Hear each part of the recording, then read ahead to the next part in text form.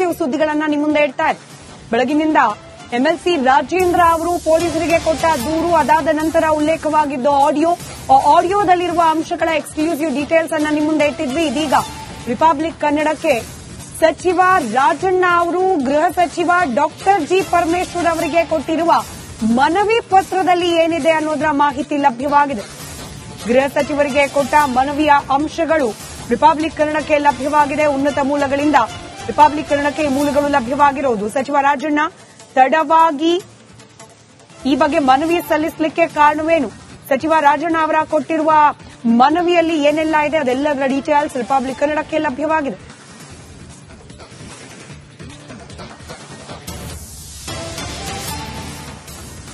ಏನೆಲ್ಲ ನಡೀತು ಅನ್ನೋದರ ಬಗ್ಗೆ ಸಚಿವ ರಾಜಣ್ಣ ಅವರು ಗೃಹ ಮಂತ್ರಿಗಳಿಗೆ ಕೊಟ್ಟಿರುವ ಮನವಿ ಪತ್ರದಲ್ಲಿ ಇನ್ ಡೀಟೇಲ್ ಆಗಿ ಬರೆದಿದ್ದಾರೆ. ರಿಪಬ್ಲಿಕ್ ಕನ್ನಡದ ಬಳಿ ದೂರಿನ ಇನ್ಸೈಡ್ ಮಾಹಿತಿ ಇದೆ. ಏನೆಲ್ಲ ನಡೀತು ಅಂತ ಹೇಳಿ ತಾವು ಕೊಟ್ಟಿರುವ ಮನವಿ ಪತ್ರದಲ್ಲಿ ಇನ್ ಡೀಟೇಲ್ ಆಗಿ ಬರೆದಿದ್ದಾರೆ ರಾಜಣ್ಣ. ಮೊದಲ ಬಾರಿ ಯತ್ನ ಆದಾಗ ಏನಾಯಿತು ಅನ್ನೋದರ ಡೀಟೇಲ್ಸ್ ಅನ್ನ ಕೂಡ ಬರೆದಿದ್ದಾರೆ ಈ ಮನವಿ ಪತ್ರದಲ್ಲಿ.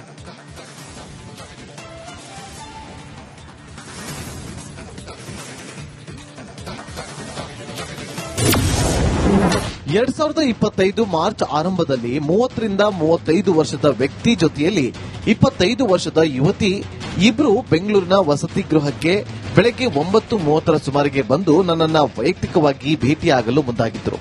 ಆಗ ನಾನು ಅವರಿಗೆ ವೈಯಕ್ತಿಕ ಭೇಟಿಗೆ ಅಗತ್ಯವಿಲ್ಲ, ನಿಮ್ಮ ಅಹವಾಲು ತಿಳಿಸಿ ಎಂದೆ. ಆಗ ಅವರು ಈಗ ಬ್ಯುಸಿ ಇದ್ರಿ, ಮತ್ತೊಮ್ಮೆ ಬರ್ತೀವಿ ಅಂತ ಹೇಳಿ ದಿಢೀರನ್ನೇ ಹೊರಟು ಹೋದ್ರು. 2025 ಮಾರ್ಚ್ ಆರಂಭದಲ್ಲಿ 30ರಿಂದ 35 ವರ್ಷದ ವ್ಯಕ್ತಿ ಜೊತೆಯಲ್ಲಿ 25 ವರ್ಷದ ಯುವತಿ ಇಬ್ರು ಬೆಂಗಳೂರಿನ ವಸತಿ ಗೃಹಕ್ಕೆ ಬೆಳಗ್ಗೆ 9:30 ಸುಮಾರಿಗೆ ಬಂದು ನನ್ನನ್ನ ವೈಯಕ್ತಿಕವಾಗಿ ಭೇಟಿಯಾಗಲು ಮುಂದಾಗಿದ್ರು. ಆಗ ನಾನು ಅವರಿಗೆ ವೈಯಕ್ತಿಕ ಭೇಟಿಗೆ ಅಗತ್ಯವಿಲ್ಲ, ನಿಮ್ಮ ಅಹವಾಲು ತಿಳಿಸಿ ಎಂದೆ. ಆಗ ಅವರು ಈಗ ಬ್ಯುಸಿ ಇದ್ರಿ, ಮತ್ತೊಮ್ಮೆ ಬರ್ತೀವಿ ಅಂತ ಹೇಳಿ ದಿಢೀರನ್ನೇ ಹೊರಟು ಹೋದ್ರು. 2025 ಮಾರ್ಚ್ ಆರಂಭದಲ್ಲಿ 30ರಿಂದ 35 ವರ್ಷದ ವ್ಯಕ್ತಿ ಜೊತೆಯಲ್ಲಿ 25 ವರ್ಷದ ಯುವತಿ ಇಬ್ರು ಬೆಂಗಳೂರಿನ ವಸತಿ ಗೃಹಕ್ಕೆ ಬೆಳಗ್ಗೆ 9:30 ಸುಮಾರಿಗೆ ಬಂದು ನನ್ನನ್ನ ವೈಯಕ್ತಿಕವಾಗಿ ಭೇಟಿಯಾಗಲು ಮುಂದಾಗಿದ್ರು. ಆಗ ನಾನು ಅವರಿಗೆ ವೈಯಕ್ತಿಕ ಭೇಟಿಗೆ ಅಗತ್ಯವಿಲ್ಲ, ನಿಮ್ಮ ಅಹವಾಲು ತಿಳಿಸಿ ಎಂದೆ. ಆಗ ಅವರು ಈಗ ಬ್ಯುಸಿ ಇದ್ರಿ, ಮತ್ತೊಮ್ಮೆ ಬರ್ತೀವಿ ಅಂತ ಹೇಳಿ ದಿಢೀರನ್ನೇ ಹೊರಟು ಹೋದ್ರು.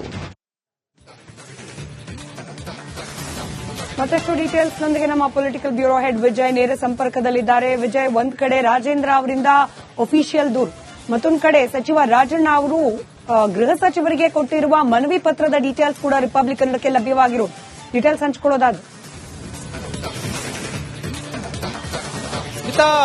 ಅಪ್ಪ ಮಗ ಅಂದ್ರೆ ಸಚಿವ ರಾಜಣ್ಣ ಮತ್ತು ರಾಜಣ್ಣ ಪುತ್ರ ರಾಜೇಂದ್ರ ಕೊಟ್ಟಿರುವಂತದ್ದು. ಒಂದ್ ಕಡೆ ರಾಜಣ್ಣ ಅವರು ಹನಿ ಟ್ರ್ಯಾಪ್ ಸಂಬಂಧಪಟ್ಟಂತೆ ಯತ್ನದ ಬಗ್ಗೆ ದೂರನ್ನ ಕೊಟ್ಟರೆ ಗೃಹ ಸಚಿವರಿಗೆ, ಪುತ್ರ ರಾಜೇಂದ್ರ ಅವರು ಏನು ಕೊಲೆ ಸಂಚಿಗೆ ಸಂಬಂಧಪಟ್ಟ ದೂರನ್ನು ಕೊಟ್ಟಿರುವಂತದ್ದು. ಕಳೆದ 2 ದಿನಗಳ ಹಿಂದೆ ಏನು ರಾಜಣ್ಣ ಅವರು ನೇರವಾಗಿ ಪರಮೇಶ್ವರ್ ಅವರು ಇರುವಂತಹ ಕಾರ್ಯಕ್ರಮವೊಂದಕ್ಕೆ ಬಂದು ನೇರವಾಗಿ ಅವರು ಮನವಿಯನ್ನ ಕೊಟ್ಟಿರುವಂತದ್ದು, ಅದನ್ನು ದೂರಿನ ರೂಪದಲ್ಲಿ ಕೂಡ ಕೊಟ್ಟಿರುವಂತದ್ದು. ಅದಾದ ಬಳಿಕ ಅವರು ಬೇರೆ ತನಿಖೆ ಸಂಬಂಧಪಟ್ಟಂತೆ ಅವರು ತೀರ್ಮಾನ ಮಾಡಿರುವಂತದ್ದು. ದೂರಿನಲ್ಲಿ ಬಹಳ ಪ್ರಮುಖವಾಗಿ ಮಾರ್ಚ್ ತಿಂಗಳಲ್ಲೇ ಕೂಡ ನಡೆದಿರುವಂತಹ, ಇದೇ ತಿಂಗಳಲ್ಲೇ ಕೂಡ ಈ ಒಂದು ಹನಿ ಟ್ರ್ಯಾಪ್ ನಡೆದಿರುವಂತದ್ದು.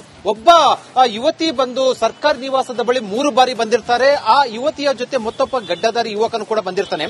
ಆ ಸಂದರ್ಭದಲ್ಲಿ ಏನು ಮಾತಾಡಬೇಕಂತ ಸಂದರ್ಭದಲ್ಲಿ 2 ಬಾರಿ ಕೈಯನ್ನ ಹಿಡಿದಂತಹ ಸಂದರ್ಭದಲ್ಲಿ ಅನುಮಾನಗೊಂಡು ಆ ಯುವತಿಯ ಕಪಾಳಕ್ಕೆ ಬಾರಿಸಿರುವ ಸಂಬಂಧಪಟ್ಟಂತೆ ದೂರಿನಲ್ಲಿ ಉಲ್ಲೇಖ ಮಾಡಿರುವಂತದ್ದು. ಆ ಸಮಯದಲ್ಲಿ ಅನುಮಾನ ಬಂದಂತ ನಂತರ ಇದನ್ನ ಹನಿ ಟ್ರ್ಯಾಪ್ ಯತ್ನ ಆಗ್ತಾ ಇದೆ ಅನ್ನುವಂಥದ್ದು ಕೂಡ ಅವರಿಗೆ ಮನವರಿಕೆ ಆಗಿರುವಂತದ್ದು, ಅಂದ್ರೆ ಅನುಮಾನ ಬಂದಿರುತ್ತದೆ. ಅದಾದ ಬಳಿಕ ಸದನದಲ್ಲಿ ಪ್ರಸ್ತಾಪ ಮಾಡಿ ದೂರನ್ನು ಕೊಟ್ಟಿರುವಂತದ್ದು. ಇಲ್ಲಿ ಒಂದಷ್ಟು ಪ್ರಶ್ನೆ ಮತ್ತು ಒಂದಷ್ಟು ಅನುಮಾನ ಅಂದ್ರೆ ಸ್ಮಿತಾ, ಸದನದಲ್ಲಿ ನನ್ನ ಬಳಿ ಪುರಾವೆ ಇದೆ ಅಂತ ಹೇಳಿದ್ರು, ಆದ್ರೆ ಈಗ ಪುರಾವೆ ಇಲ್ಲ ಅಂತ ಹೇಳಿರುವಂತದ್ದು. ದೂರಿನಲ್ಲಿ ಕೇವಲ ಯಾರು ಬಂದಿದ್ರು ಏನಂತ ಗೊತ್ತಿಲ್ಲ, ಯಾವ ಯುವತಿ ಗೊತ್ತಿಲ್ಲ, ಯಾರು ಗಡ್ಡಧಾರಿ ಗೊತ್ತಿಲ್ಲ, ಸಹಜವಾಗಿ ಯಾರು ಬಂದಿದ್ರು ಅಂತ ಹೇಳುವ ನಿಟ್ಟಿನಲ್ಲಿ ಒಂದು ದೂರನ್ನು ಕೊಟ್ಟಿರುವಂತದ್ದು. ಆದ್ರೆ ಇದ್ರ ಬಳಿ ಯಾವ ಪುರಾವೆ ಇಲ್ಲ, ಯಾವ ಸಿಸಿಟಿವಿ ಕೂಡ ವಿಜುವಲ್ಸ್ ಇಲ್ಲ. ಈಗ ಇದರ ದೂರಿನ ಆಧಾರದ ಮೇಲೆ ಯಾವ ರೀತಿ ತನಿಖೆ ಮಾಡ್ತಾರೆ, ಪೊಲೀಸರಿಗೆ ತನಿಖೆಯ ಆದಿ ಕೂಡ ಕಷ್ಟ ಆಗಬಹುದು ಅನ್ನುವಂಥದ್ದು ದೂರಿನ ಅಂಶದ ವೇಳೆ, ಅಂದ್ರೆ ದೂರಿನ ಏನ್ ಕೊಟ್ಟಿದ್ದಾರೆ ಅದರ ನಂತರ ಅದರ ಅನಲೈಸ್ ಮಾಡೋದಾದ್ರೆ ಕಂಪ್ಲೇಂಟ್ ಕೊಟ್ಟಿರುವ ನಂತರ ಈ ತನಿಖೆ ಅಷ್ಟೊಂದು ಸುಲಭವಾಗಿ ಹೋಗುತ್ತಾ, ಯಾವುದೂ ದಾಖಲೆ ಪುರಾವೆ ಇಲ್ಲ ಅಥವಾ ಪುರಾವೆ ಇದೆ ಅಂತ ಹೇಳಿ ಪುರಾವೆ ಈಗ ಇಲ್ಲ ಅಂತ ಹೇಳ್ತಾರಂತ ಹಿನ್ನೆಲೆಯಲ್ಲಿ ಒಂದಷ್ಟು ಅನುಮಾನಕ್ಕೆ ಕಾರಣ ಆಗ್ತಾ ಇರುವಂತದ್ದು. ನೋಡ್ಬೇಕು ಈ ತನಿಖೆ ದೂರನ್ನು ಕೊಟ್ಟಿರುವಂತಹ ಹಿನ್ನೆಲೆಯಲ್ಲಿ, ಖುದ್ದು ಗೃಹ ಸಚಿವರಿಗೆ ದೂರನ್ನು ಕೊಟ್ಟಿರುವಂತಹ ಹಿನ್ನೆಲೆಯಲ್ಲಿ ತನಿಖೆ ಯಾವ ರೀತಿ ಮಾಡ್ತಾರೆ ಅಥವಾ ತನಿಖೆ ನಂತರ ಸತ್ಯಾಂಶ ಗೊತ್ತಾಗುತ್ತೆ ಅನ್ನೋದನ್ನ ಕಾದ್ ನೋಡ್ಬೇಕಾಗಿದೆ. ಸ್ಮಿತಾ, ರೈಟ್, ಎಕ್ಸ್ಕ್ಲೂಸಿವ್ ಸುದ್ದಿಗಳನ್ನ ನಿಮ್ಮ ಮುಂದೆ ಇಡ್ತಾ ಇದೆ. ಬೆಳಗಿನಿಂದ ಎಂಎಲ್ಸಿ ರಾಜೇಂದ್ರ ಅವರು ಪೊಲೀಸರಿಗೆ ಕೊಟ್ಟ ದೂರು, ಅದಾದ ನಂತರ ಉಲ್ಲೇಖವಾಗಿದ್ದ ಆಡಿಯೋದಲ್ಲಿರುವ ಅಂಶಗಳ ಎಕ್ಸ್ಕ್ಲೂಸಿವ್ ಡೀಟೇಲ್ಸ್ ಅನ್ನ ನಿಮ್ಮ ಮುಂದೆ ಇಟ್ಟಿದ್ವಿ. ಇದೀಗ ರಿಪಬ್ಲಿಕ್ ಕನ್ನಡಕ್ಕೆ ಸಚಿವ ರಾಜಣ್ಣ ಅವರು ಗೃಹ ಸಚಿವ ಡಾಕ್ಟರ್ ಜಿ ಪರಮೇಶ್ವರ್ ಅವರಿಗೆ ಕೊಟ್ಟಿರುವ ಮನವಿ ಪತ್ರದಲ್ಲಿ ಏನಿದೆ ಅನ್ನೋದರ ಮಾಹಿತಿ ಲಭ್ಯವಾಗಿದೆ. ಗೃಹ ಸಚಿವರಿಗೆ ಕೊಟ್ಟ ಮನವಿಯ ಅಂಶಗಳು ರಿಪಬ್ಲಿಕ್ ಕನ್ನಡಕ್ಕೆ ಲಭ್ಯವಾಗಿದೆ. ಉನ್ನತ ಮೂಲಗಳಿಂದ ರಿಪಬ್ಲಿಕ್ ಕನ್ನಡಕ್ಕೆ ಈ ಮೂಲಗಳು ಲಭ್ಯವಾಗಿರೋದು. ಸಚಿವ ರಾಜಣ್ಣ ತಡವಾಗಿ ಈ ಬಗ್ಗೆ ಮನವಿ ಸಲ್ಲಿಸಲಿಕ್ಕೆ ಕಾರಣವೇನು, ಸಚಿವ ರಾಜಣ್ಣ ಅವರ ಕೊಟ್ಟಿರುವ ಮನವಿಯಲ್ಲಿ ಏನೆಲ್ಲ ಇದೆ ಅದೆಲ್ಲದರ ಡೀಟೇಲ್ಸ್ ರಿಪಬ್ಲಿಕ್ ಕನ್ನಡಕ್ಕೆ ಲಭ್ಯವಾಗಿದೆ.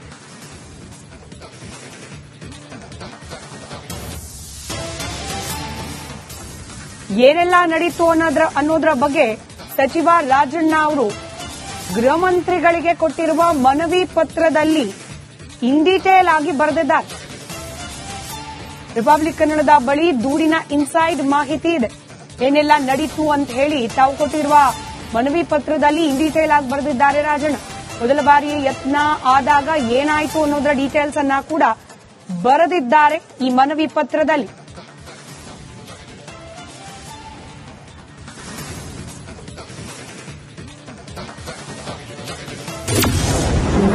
ಎರಡ್ 2025 ಮಾರ್ಚ್ ಆರಂಭದಲ್ಲಿ 30 ರಿಂದ 35 ವರ್ಷದ ವ್ಯಕ್ತಿ ಜೊತೆಯಲ್ಲಿ 25 ವರ್ಷದ ಯುವತಿ ಇಬ್ರು ಬೆಂಗಳೂರಿನ ವಸತಿ ಗೃಹಕ್ಕೆ ಬೆಳಗ್ಗೆ 9:30 ಸುಮಾರಿಗೆ ಬಂದು ನನ್ನನ್ನ ವೈಯಕ್ತಿಕವಾಗಿ ಭೇಟಿಯಾಗಲು ಮುಂದಾಗಿದ್ರು.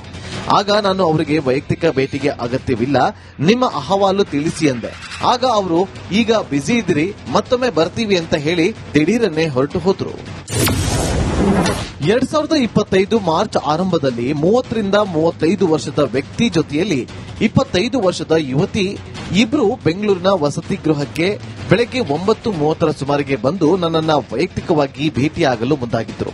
ಆಗ ನಾನು ಅವರಿಗೆ ವೈಯಕ್ತಿಕ ಭೇಟಿಗೆ ಅಗತ್ಯವಿಲ್ಲ, ನಿಮ್ಮ ಅಹವಾಲು ತಿಳಿಸಿ ಎಂದೆ. ಆಗ ಅವರು ಈಗ ಬ್ಯುಸಿ ಇದ್ರಿ, ಮತ್ತೊಮ್ಮೆ ಬರ್ತೀವಿ ಅಂತ ಹೇಳಿ ದಿಢೀರನ್ನೇ ಹೊರಟು ಹೋದ್ರು. 2025 ಮಾರ್ಚ್ ಆರಂಭದಲ್ಲಿ 30 ರಿಂದ 35 ವರ್ಷದ ವ್ಯಕ್ತಿ ಜೊತೆಯಲ್ಲಿ 25 ವರ್ಷದ ಯುವತಿ ಇಬ್ರು ಬೆಂಗಳೂರಿನ ವಸತಿ ಗೃಹಕ್ಕೆ ಬೆಳಗ್ಗೆ 9:30 ಸುಮಾರಿಗೆ ಬಂದು ನನ್ನನ್ನ ವೈಯಕ್ತಿಕವಾಗಿ ಭೇಟಿಯಾಗಲು ಮುಂದಾಗಿದ್ರು. ಆಗ ನಾನು ಅವರಿಗೆ ವೈಯಕ್ತಿಕ ಭೇಟಿಗೆ ಅಗತ್ಯವಿಲ್ಲ, ನಿಮ್ಮ ಅಹವಾಲು ತಿಳಿಸಿ ಎಂದೆ. ಆಗ ಅವರು ಈಗ ಬ್ಯುಸಿ ಇದ್ರಿ, ಮತ್ತೊಮ್ಮೆ ಬರ್ತೀವಿ ಅಂತ ಹೇಳಿ ದಿಢೀರನ್ನೇ ಹೊರಟು ಹೋದ್ರು. ಮತ್ತಷ್ಟು ಡೀಟೇಲ್ಸ್ ನೊಂದಿಗೆ ನಮ್ಮ ಪೊಲಿಟಿಕಲ್ ಬ್ಯೂರೋ ಹೆಡ್ ವಿಜಯ್ ನೇರ ಸಂಪರ್ಕದಲ್ಲಿದ್ದಾರೆ. ವಿಜಯ್, ಒಂದ್ ಕಡೆ ರಾಜೇಂದ್ರ ಅವರಿಂದ ಅಫಿಷಿಯಲ್ ದೂರು, ಮತ್ತೊಂದು ಕಡೆ ಸಚಿವ ರಾಜಣ್ಣ ಅವರು ಗೃಹ ಸಚಿವರಿಗೆ ಕೊಟ್ಟಿರುವ ಮನವಿ ಪತ್ರದ ಡೀಟೇಲ್ಸ್ ಕೂಡ ರಿಪಬ್ಲಿಕ್ ಕನ್ನಡಕ್ಕೆ ಲಭ್ಯವಾಗಿರೋದು. ಡೀಟೇಲ್ಸ್ ಹಂಚಿಕೊಳ್ಳೋದಾದ್ರೆ ಅಪ್ಪ ಮಗ ಅಂದ್ರೆ ಸಚಿವ ರಾಜಣ್ಣ ಮತ್ತು ರಾಜಣ್ಣ ಪುತ್ರ ರಾಜೇಂದ್ರ ಕೊಟ್ಟಿರುವಂತದ್ದು. ಒಂದ್ ಕಡೆ ರಾಜಣ್ಣ ಅವರು ಹನಿ ಟ್ರ್ಯಾಪ್ ಸಂಬಂಧಪಟ್ಟಂತೆ ಯತ್ನದ ಬಗ್ಗೆ ದೂರನ್ನ ಕೊಟ್ಟರೆ ಗೃಹ ಸಚಿವರಿಗೆ, ಪುತ್ರ ರಾಜೇಂದ್ರ ಅವರು ಏನು ಕೊಲೆ ಸಂಚೆಗೆ ಸಂಬಂಧಪಟ್ಟ ದೂರನ್ನು ಕೊಟ್ಟಿರುವಂತದ್ದು. ಕಳೆದ 2 ದಿನಗಳ ಹಿಂದೆ ಏನು ರಾಜಣ್ಣ ಅವರು ನೇರವಾಗಿ ಪರಮೇಶ್ವರ್ ಅವರು ಇರುವಂತಹ ಕಾರ್ಯಕ್ರಮವೊಂದಕ್ಕೆ ಬಂದು ನೇರವಾಗಿ ಅವರು ಮನವಿಯನ್ನ ಕೊಟ್ಟಿರುವಂತದ್ದು, ಅದನ್ನು ದೂರಿನ ರೂಪದಲ್ಲಿ ಕೂಡ ಕೊಟ್ಟಿರುವಂತದ್ದು. ಅದಾದ ಬಳಿಕ ಅವರು ಬೇರೆ ತನಿಖೆ ಸಂಬಂಧಪಟ್ಟಂತೆ ಅವರು ತೀರ್ಮಾನ ಮಾಡಿರುವಂತದ್ದು. ದೂರಿನಲ್ಲಿ ಬಹಳ ಪ್ರಮುಖವಾಗಿ ಮಾರ್ಚ್ ತಿಂಗಳಲ್ಲೇ ಕೂಡ ನಡೆದಿರುವ, ಅಂದ್ರೆ ಇದೇ ತಿಂಗಳಲ್ಲಿ ಕೂಡ ಈ ಒಂದು ಹನಿ ಟ್ರ್ಯಾಪ್ ಯತ್ನ ನಡೆದಿರುವಂತದ್ದು. ಒಬ್ಬ ಯುವತಿ ಬಂದು ಸರ್ಕಾರಿ ನಿವಾಸದ ಬಳಿ 3 ಬಾರಿ ಬಂದಿರ್ತಾರೆ. ಆ ಯುವತಿಯ ಜೊತೆ ಮತ್ತೊಬ್ಬ ಗಡ್ಡಧಾರಿ ಯುವಕನು ಕೂಡ ಬಂದಿರ್ತಾನೆ.